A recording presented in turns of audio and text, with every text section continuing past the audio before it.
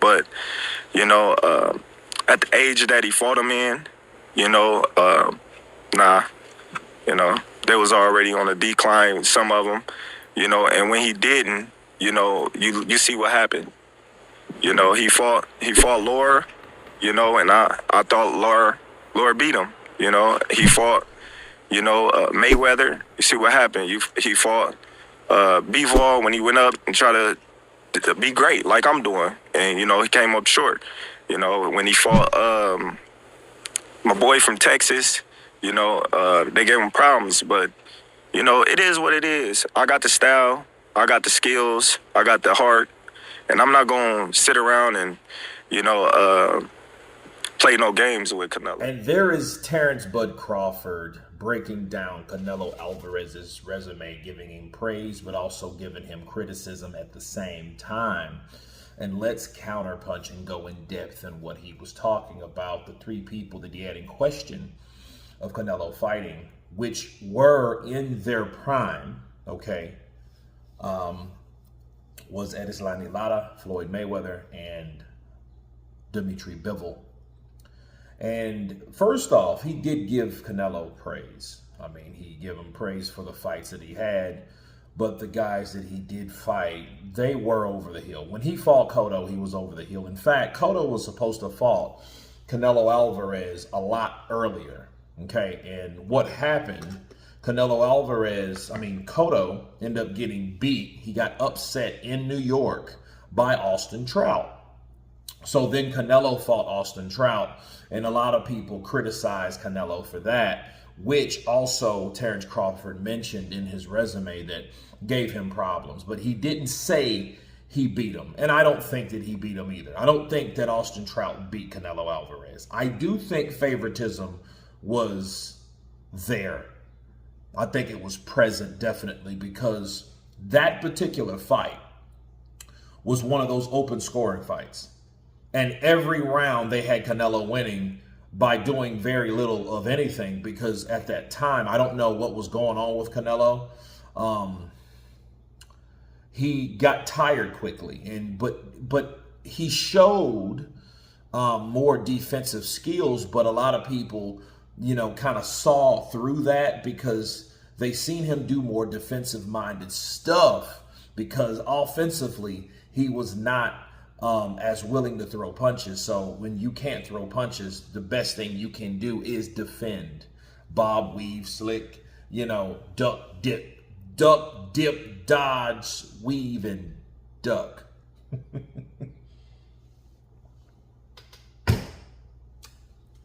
But I do think that, you know, guys like Sugar Shane Mosley, guys like that, Miguel Cotto, you know, he fought them they weren't in their prime. Everyone knows that.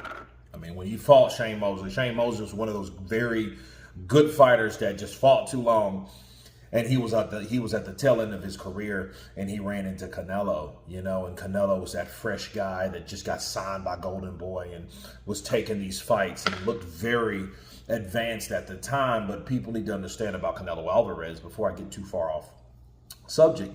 Canelo Alvarez was a lot and more advanced at his age. Okay, so in Canelo in his early 20s, you know, he had the experience of somebody in their mid to late 20s. So he had the experience factor, because you can tell on the way he fought. However, the criticizing fighters that were in their prime, we have to do it in order chronologically. Floyd Mayweather. Okay, Floyd, Money Mayweather beat Canelo Alvarez. And really, to call it a buck, Floyd really wasn't in his prime. He was 36 years of age. It was just Floyd is Floyd, you know what I mean? And he didn't beat him. And then what people did say is, you know, he was too young. And that's crazy, because you had all these fights with all these guys, you know, at an early age, and you beat those guys. You know, the Matthew Hattons and the Shane Mosleys and the Miguel Cottos. Well, not even really Miguel Cotto, because he fought Floyd before the Cotto fight, because that was in 2015. But he had fights with these guys that he fought Miguel Cotto's brother, right? So he fought a lot of guys. You know, Matthew Hatton, that was a good fight. And Matthew was a tough guy because I thought he was going to stop Matthew, but he didn't. However, he showed all this experience until Floyd got him. But he showed that, hey, he come up short. Erislandy Lara, very contentious conversation. People that don't like the Cuban style, that uses running as a form of instead of boxing, because it's ways that you fight, it's ways that you box that may not be appealing to other people. If you are a fan of Mexican style Jose Chavez, a member of the channel, you're not going to like Erislandy Lara boxing. You're not going to like a pure boxer form. You're not going to respect it. You're going to think that, hey, boxing is going toe-to-toe. That's not boxing, that's fighting. Now, you do fight in boxing, in the sport, you do fight, and in times it is necessary, but you don't do it each and every part of the round. Not everyone's Manny Pacquiao. You see what I mean? And even Manny sets shots up. So, no, it's not. Fighting is not all about boxing in total, okay? So, but you outpointed Canelo Alvarez. I think a lot of shots that Canelo did throw to Lara, they counted those shots to the elbows and stuff like that. And I have to remind people of that particular fight. If Canelo Alvarez was that good of a body puncher, and we know damn well he was, ask Beefy Smith, right? And that was at 154, not Canelo weighted at 155. People will know that Canelo could catch you with a shot, Rocky Fielding, right? That can take you down. That will put you down. This guy knows how to punch. If you don't think Canelo knows how to punch, you're tripping. Put down whatever you're doing, the cup, the drink, the smoke, the whatever, because you're tripping. But a lot of people thought Lara won just by easily outboxing him.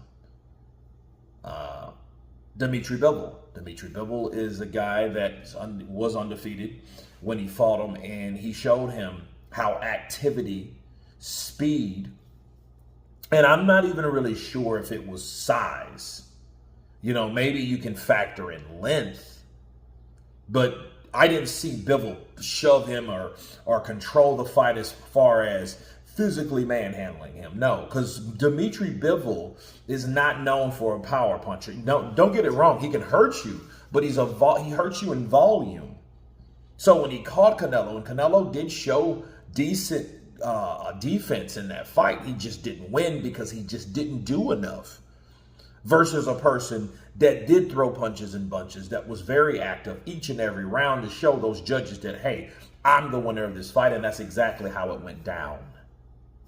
Bars. Right? So, Terence really broke that down, and I think it made a lot of sense because, I'm glad that someone is stepping up, because that fight, bro, is over 11 years old. The Canelo Alvarez versus Lara fight was over 11 years old. The Canelo versus Floyd fight was 12 years old, right? So those fights were, over a decade ago. All of them that he mentioned, except for the Bivol fight. But nonetheless, though, those guys were able to beat him. So the point of this video is how Terence broke down Canelo's superb resume and really broke it up in segments. Like, these are the guys that were has-beens and what you did to them versus the guys that were in their prime and what did you really do with them? How good were you really? Yeah, your resume's good, but what did you really accomplish in these fights? Because a lot of people think you lost this fight regardless of you getting the decision. But just because you got a decision doesn't mean that everybody believed that you were the best guy in the ring that night. Hence, doesn't really mean that you're the best fighter on the planet either. Because there was some help, and guess what? He was with Golden Boy with 2 out of 3 of those fights. And like the song says, 2 out of 3 ain't bad. But you guys tell me what you think of Terence Crawford criticizing Canelo Alvarez's resume. Of course, please subscribe. And you guys been Counterpunch. Peace!